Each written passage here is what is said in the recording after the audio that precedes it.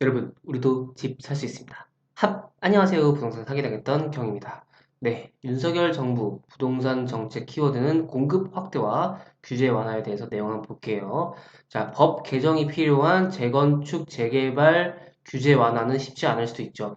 왜냐면 법을 개정하려면 이제 국회에서 법을 통과하거나 이제 그렇게 해야 되는데 지금 민주당이 아직 많이 집권하고 있기 때문에 쉽지는 않을 거예요.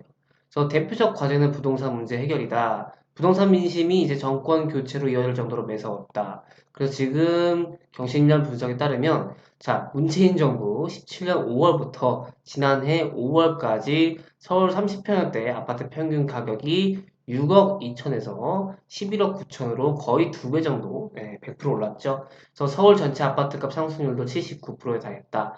자, 윤석열 대통령 당선인에게는 2배 가까이 뛴 집값을 잡을 보관이 있을까? 그래서 인당선인의 부동산 정책을 공급, 재건축, 재개발, 세제, 금융, 전월세 대책을 중심으로 한번 시장 전황을 보도록 하겠습니다. 자, 성남 부동산 민심이 정권 교체의 동력이었다. 그건 뭐 여러분들이 동의를 하시든 안 하시든 거의 그런 분 많은 것 같아요. 부동산 민심이 좀 컸어요. 그래서 만 18세 이상 유권자 1,013명을 대상으로 그 차기 대통령 최우선 정책 과제를 하면은 32%가 부동산 가격 안정을 꼽았어요. 코로나 지원도 있고 현 정부 적폐 수사 뭐 이런 것도 있고요. 그리고 또 다른 여론 그 조사 기관 한국 리서치가 했을 때도 부동산 정책의 가장 낮은 지지율을 나타냈다고 합니다. 문재인 정부의 싫었던 거죠. 정권 교체를 이룬 윤 당선인이 이전 정부 차별화를 위해 가장 먼저 해결할 과제가 부동산 문제인 것이죠. 그래서 지금 계속 밑에를 보시면 주택 250만 호 공급이 있어요. 이건 뭐 어제 했던 내용이랑 비슷하긴 한데 한번 조금 더 살펴보도록 하겠습니다. 지금 윤석열 대통령의 주요 부동산 공약을 보시면 크게 공급 측면, 전월세 대책, 세제, 금융, 재건축 재개발이 있어요. 자, 재건축 재개발 같은 경우 먼저 볼까요? 요거 재건축 초과이익 환수제 완화. 요 재건축 초과이익 환수제 때문에 이 재건축이 쉽게 되지 않았었습니다. 그리고 이제 안전진단이 강화가 되면서 저번 정부 때 안전진단 강화가 되면서 이게 재건축 재개발이 쉽사리 또 이게 한 번 하려면 쉽게 되지 못했었죠. 또 준공 30년대 이상 아파트 정밀 안전진단을 면제해주겠다 그런 얘기예요. 자, 금융 볼게요. LTV 상한 70% 단일화를 한다. 청년과 신혼부부는 80%, 그리고 생애 첫 주택 구입자에게 3억 원 한도 내에서 3년간 저금리 자금 지원을 하겠다. 이런 내용이 있고요. 자, 세금 볼게요. 종부세, 재산세를 통합 및 취득세율 단위로 하겠다. 지금 뭐 문제가 되는 게 지금 부동산 세금에 대해서 뭐 이중가격이 아니냐, 이중과세가 아니냐. 그리고 만약에 이 후보가 됐을 때 국토보유세까지 하면 삼중과세 아니냐 그런 얘기도 있었는데 뭐 어쨌든 그런 이 세제를 세금 그런 관련된 거를 통합을 하거나 조금 단일화하겠다 그런 내용이고요. 자, 2022년 부동산 공시가격을 20년 수준으로 완화하겠다는 내용이 있어요. 그리고 전월세 대책 보면 임대차 3법 전면 개편, 그리고 민간 임대 주택량, 주택 공급량 30% 임대료를 시장의 3분의 1로 제한한다. 자, 그리고 공급 볼게요. 250만 호. 서울 등 수도권에 130에서 150만 호 공급하고 민간 공급 물량 200만 호 등 시장 주도형 이게 좀 중요한 것 같습니다. 제 생각에는 정부가 너무 지나치게 이 시장에 개입을 하게 되면은 시장이 잡히지가 않는 경우가 더 많기 때문에 물론 그렇다고 해서 정부가 아예 개입을 안 할 수는 없겠지만 이게 적절한 개입이 있어야 된다는 게 제 생각이고요. 그래서 너무 개입을 하면은 시장이 혼란이 된다. 그런 내용이에요.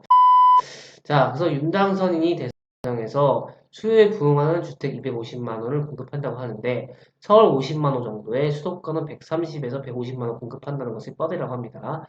대규모 공급이 이제 방점이 찍힌 거죠. 그래서 10대 공약에서 새 정부는 확고한 주택 공급 정책으로 시장을 안정시키고 국민의 주거 수준을 향상시킬 것이라고 합니다. 그리고 필요한 경우 추가적인 공공택지 개발도 고려하겠다고 합니다. 자, 그래서 계속해서 밑에 내용을 보시면 택지 공급 방식별로 살펴보면은 재건축 재개발이 47만 호예요. 그죠? 그리고 도심 역세권 복합 개발 20만, 그리고 국공 유지 및 차량기지 복합 개발 18만, 그 다음에 소규모 정비 사업이 10만, 그 다음에 공공택지가 142만, 그리고 서울 상생주택 매입 약정 민간 개발 13만 호예요. 그래서 주택 공급 방식을 따져보면은 각각 공공이 50만 원, 민간이 200만 원으로서 민간이 좀 더 많죠. 그래서 무에서 유를 창출하는 식의 전례 없는 수준은 아니다. 역대 정부도 연간 3, 40, 3, 50, 임기 기간 150, 250 주택 공급했는데 자, 문재인 정부의 출범 후 연평균 주택 공급 물량은 54만 6천 호였습니다. 그리고 각 박근혜 때 45만, 이명박 때 35만, 노무현 때 36만이었습니다.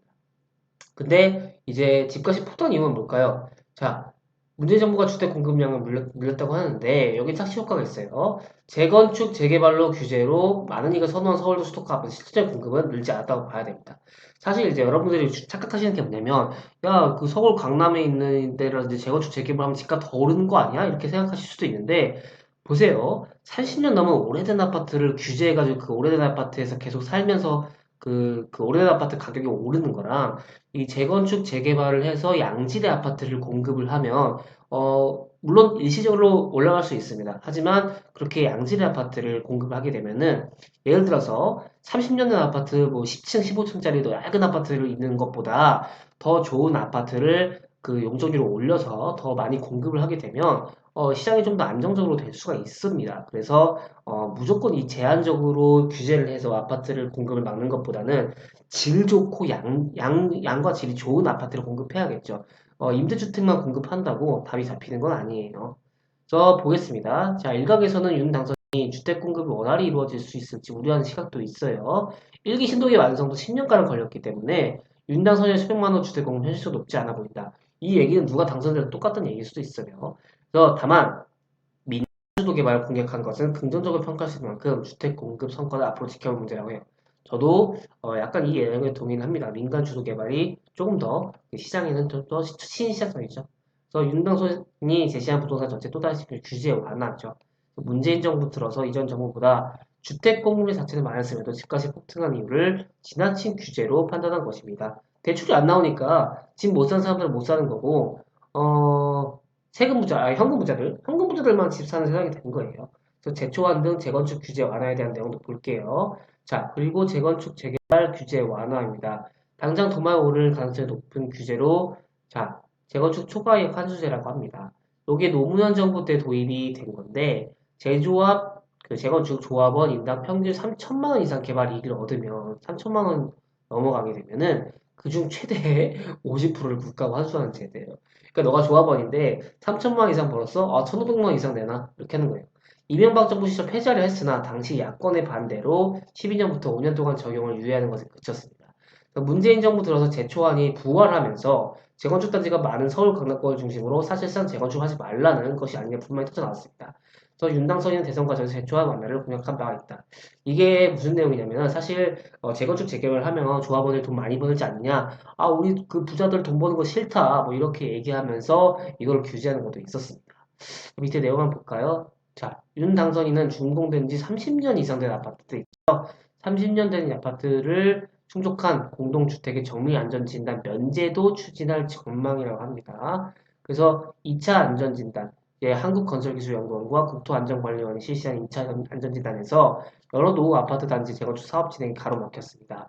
그래서 문재인 정부 들어서 국토교통부 고시에 따라 구조안전성 비율이 50%로 높아진 것이 주된 원인으로 분석이 됐어요. 그래서 윤 당선인이 공약한 재건축 재개발 사업의 신속 통합 인허가, 분당, 일산, 중동, 평촌, 산본 등 1기 신도시 재정비 특별법 제정 등이 추진될 경우 그간 정체된 재건축 재개발 사업에 훈풍이 불 것으로 예상이 된다고 합니다. 자, 근데 밑에를 지금 보시면 다만 재건축 재개발의 핵심 규제는 국회 입법 사안이에요. 법원이 아니라 국회의원에서 통과를 해야 되는 건데 민주당 동의가 없으면 완화하기가 쉽지 않아요. 그래서 요 제초환이나 재건축 재개발 관련된 대표적 규제인 도시 및 주거 환경 정비법, 도정법이라고 하는데 국회에서 개정 폐지를 결정하는 사안이라서 이 별개로 여야 합의 없이 당장 큰 폭의 규제 완화 등 변화는 어려워 보인다고 합니다. 그래서 문제는 뭐겠습니까? 이 국회에서 어떻게 처리가 되느냐가 문제겠죠. 그래서 문재인 정부 부동산 정책 중에는 세제 문제도 적지 않은 반발을 보였어요.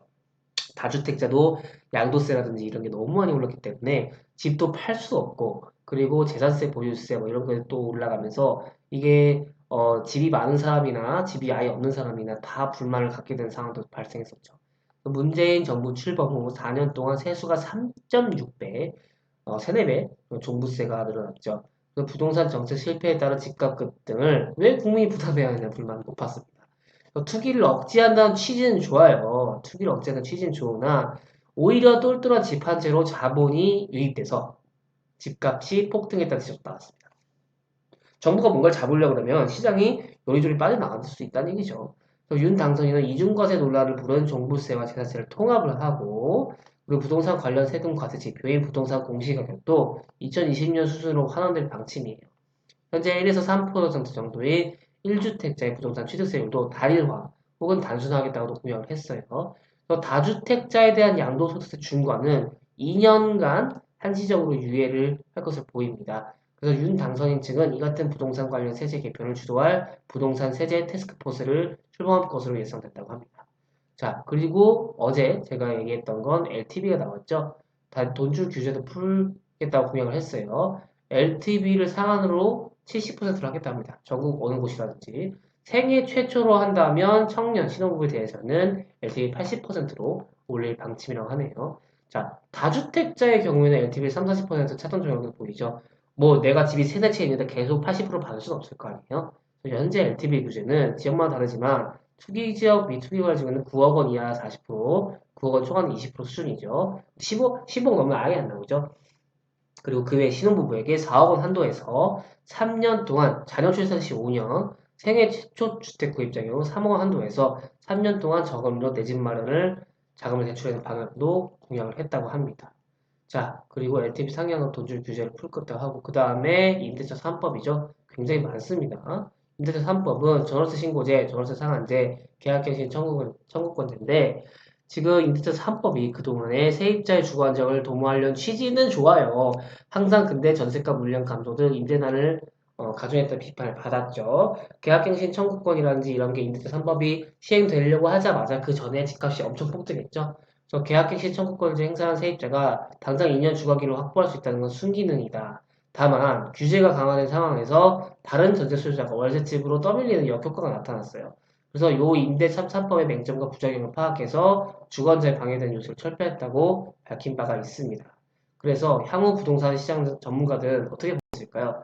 당장 양도세만 맞춰도 다주택자들 매물이 시장에 쏟아질 가능성이 높아진다. 전세 시장의 동맥 경화 형상도 윤당성이 분명한 임대차 3법 전면 개정으로 정상할 필요가 있다고 하고 자, 그간 부동산 시장에 쌓인 버블이 해소될 가능성이 적지 않다고 내다봤어요.